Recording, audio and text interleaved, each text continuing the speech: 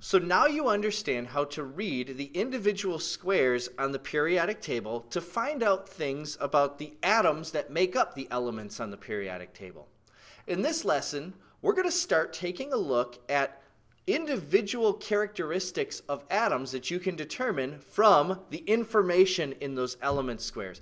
And this one's really easy. We're going to start by looking at how you can figure out the number of protons in an atom of any element by looking at that element square on the periodic table. And it all relates to that very first thing we talked about in the element square in the previous lesson. It all relates to the atomic number.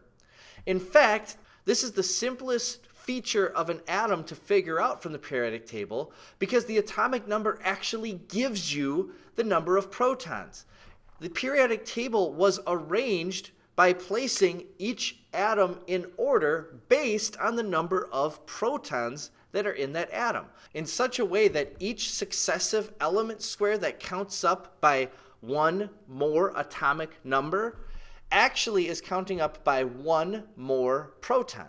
So let me give you an example of that so you can see this. Hydrogen has an atomic number of 1.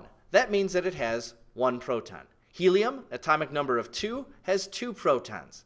Lithium, 3 protons. Beryllium, 4 protons. And if an atom has 5 protons, it must be boron. That's what the atomic number tells you. It tells you the number of protons. And I could keep going. Carbon has 6 protons. Nitrogen has 7. And so on and so forth, all the way down the periodic table. Now, there's a lot of other things that also make up atoms. To make these into complete atoms, I would also have to add electrons and neutrons to them to complete them.